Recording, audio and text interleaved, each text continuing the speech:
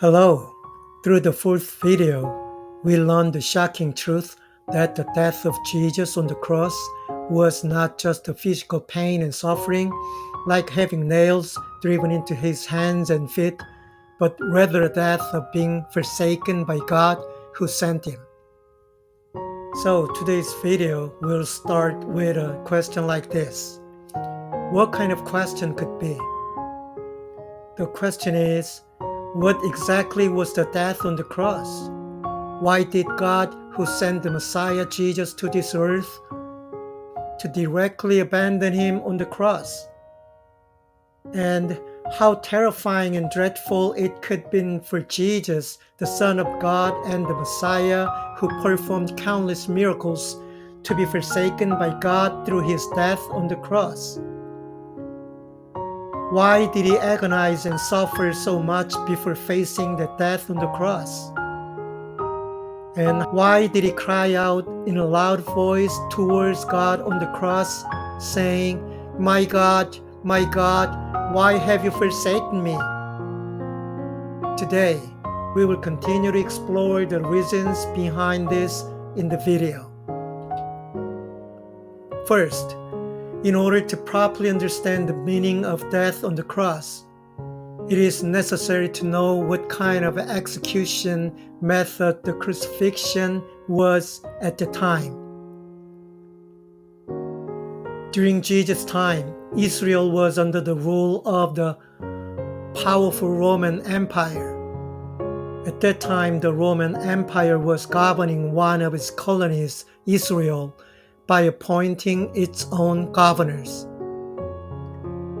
The most extreme and brutal form of execution used by Roman Empire to rule its colonies was crucifixion.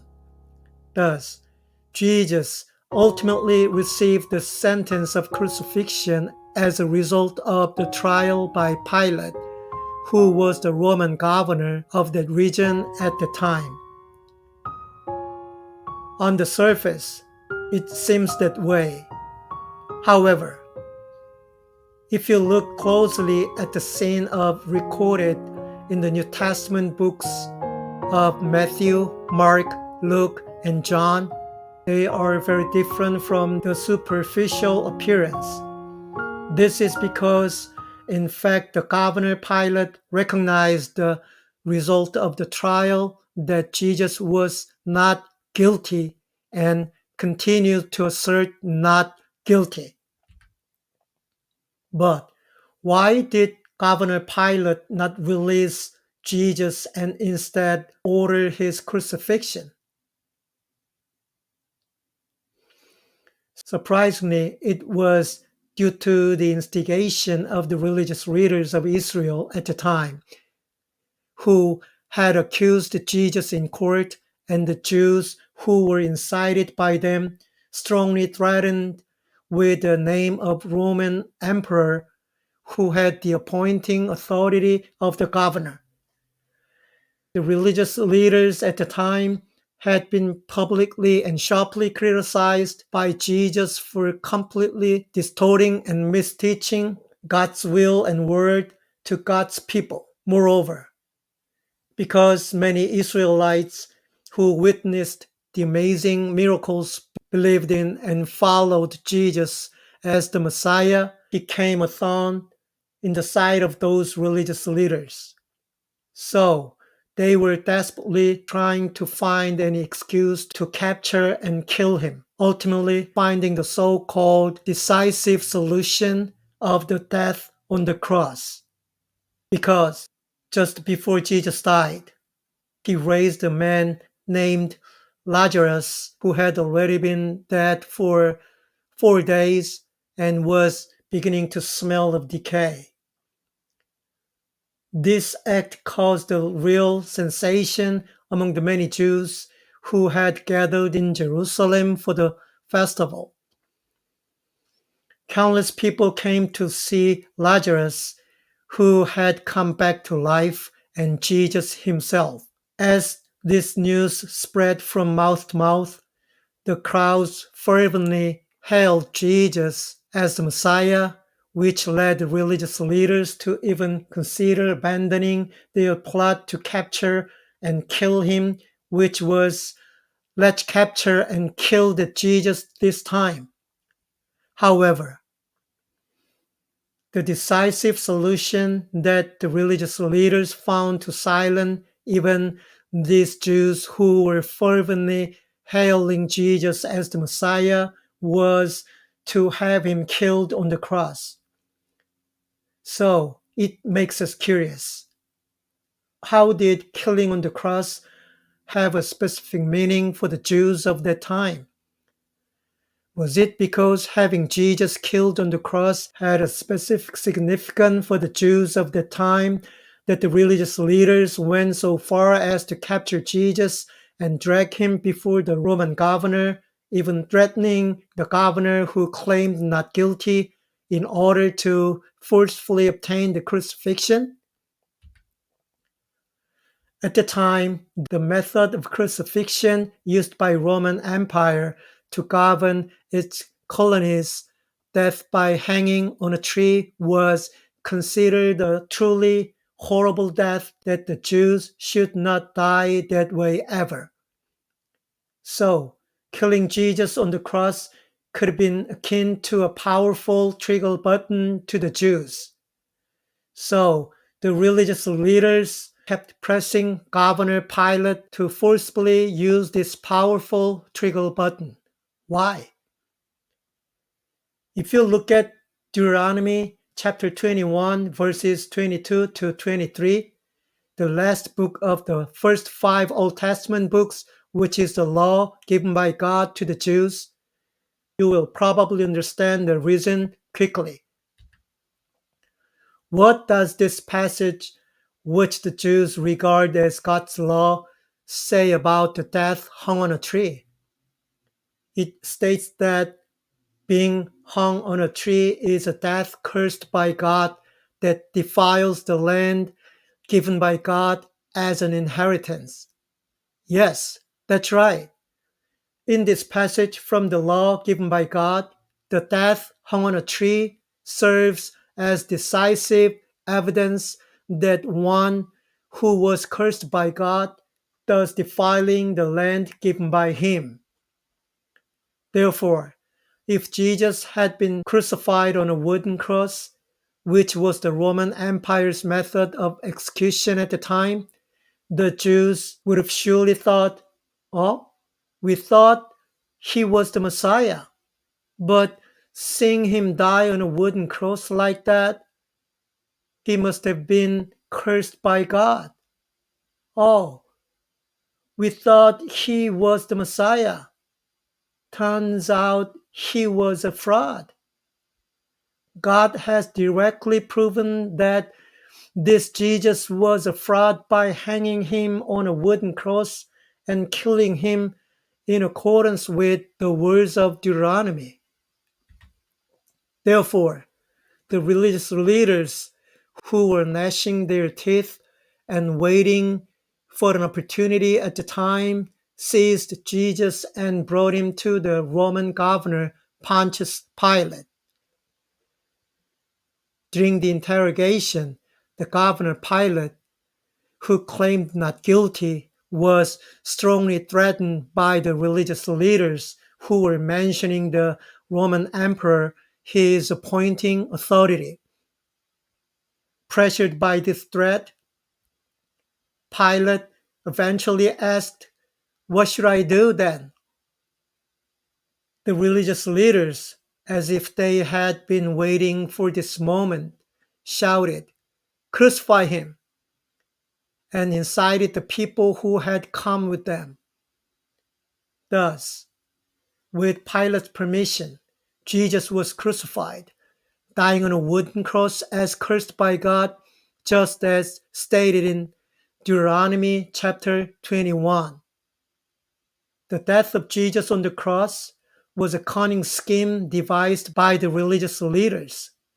However, astonishingly, God opened the way for all people's sin to be eternally washed away by allowing Jesus, the promised Messiah and the Son of God, to die the cursed death mentioned in Deuteronomy chapter 21.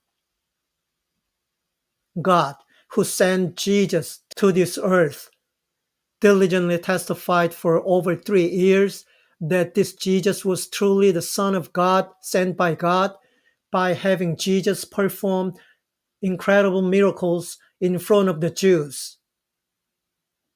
In this way, God had Jesus perform great miracles, wonders, and signs in front of the people, and God directly testified to the Jews, this Jesus who performs these amazing miracles, wonders, and signs is the Messiah I sent, my true Son.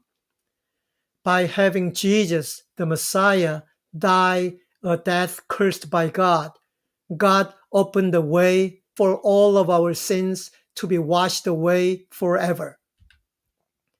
The fact that Jesus' death fulfilled the words of Deuteronomy chapter 21 verses 22 to 23 is also mentioned in the New Testament, specifically in the Galatians chapter 3 verse 13. What does it say?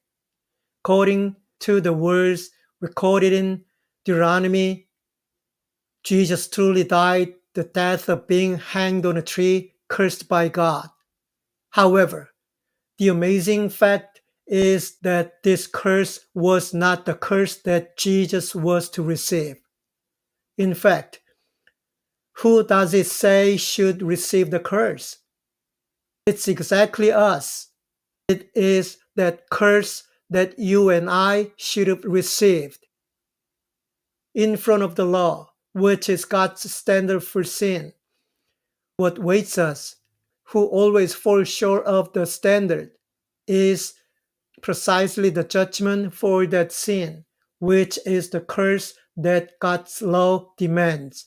However, Christ, the Messiah promised in the Old Testament, took up himself the curse that you and I must bear, which is the curse that God's law requires for us.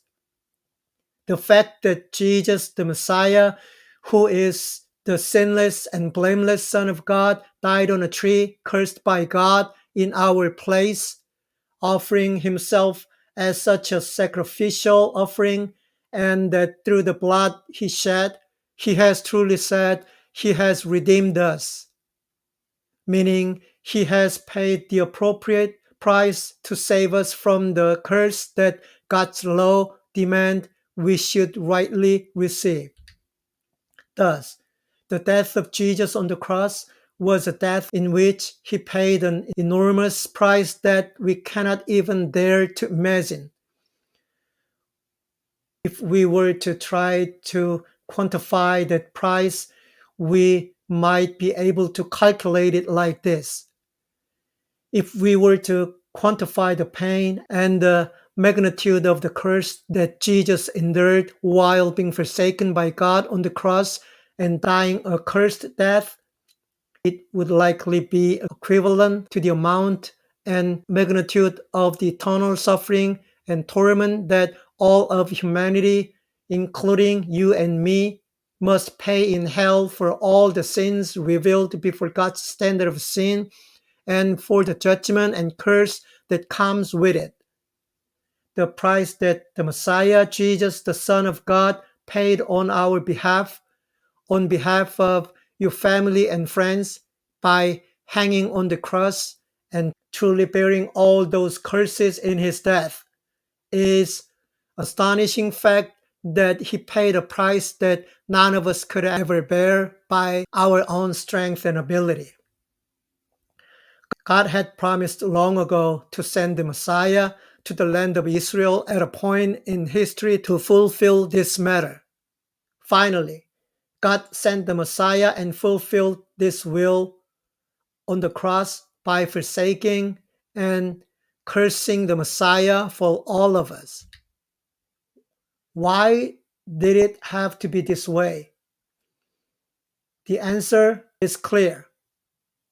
Because there is not a single person among us who are not revealed as a sinner before God's standard of sin, and none of us can escape the judgment and curse that awaits after death due to our sins.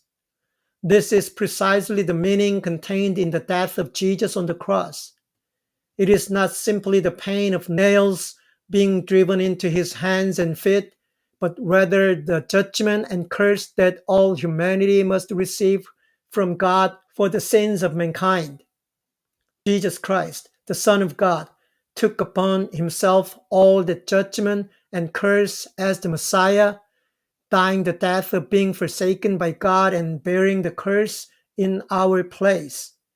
This is how he opened the way for you and me to escape the eternal judgment and curse due to our sins. This is the meaning of Jesus' death on the cross. In order to open this way, Jesus, as the Messiah, had to bear all that judgment and curse, dying the death of being forsaken and cursed by God, which is the very meaning of Jesus' death on the cross. That's why Jesus was so fearful and tormented before his death on the cross. The price he had to pay as the Messiah by dying on the cross was so terrible, terrifying, and immense that we can't even imagine it. All the judgment and all the curse due to sin that all of humanity deserved, Jesus alone had to receive them directly from God. So, just before he died on the cross, Jesus cried out to God, my God, why have you forsaken me?" He cried out in a loud voice, expressing the pain and suffering of truly being cursed and abandoned by God. In fact, that cry was the very cry you and I, the very cry we ourselves should have uttered eternally as we receive the eternal judgment and curse that awaits us after death. Through the videos so far, we have clearly understood that Jesus has opened the way for us to escape the judgment and curse we deserve because of our sins through his death on the cross. To open such a way, Jesus, as the Messiah, personally took upon himself all the judgment and curse that we should have received through his death on the cross. We have come to understand that Jesus paid the full price for the judgment and curse we deserve directly on our behalf. However, unlike our clear understanding of the meaning of Jesus' death on the cross, for the Jews who witnessed Jesus' crucifixion at the time, as we have already examined, his death was rather seen as definitive evidence that he was not the promised Messiah, but a fraud, claiming to be the Son of God sent by God, and ultimately cursed by God according to the words of Deuteronomy chapter 21, merely a fraud. So, there was one more very important event that God carried out. It is precisely the resurrection of Jesus that many people have heard about. We will explore this in the next video. Through that event, it was finally revealed that Jesus' death on the cross was not a death condemned by God as a fraud, but rather a death truly fulfilling God's will for the sins of all humanity as the Messiah, the Son of God. Now, I will conclude today's video here. Through this ongoing video, I hope that you all come to clearly understand the fact that God has sent the promised Messiah to open a way for us to escape the judgment after our death and awaits us all without exception. I sincerely pray that each and every one of you, along with your beloved family and friends, can walk together on that path opened by God through the death of Jesus on the cross, so that you can all eternally escape the judgment and curse that awaits after death. So far, this has been Only Bible. Thank you.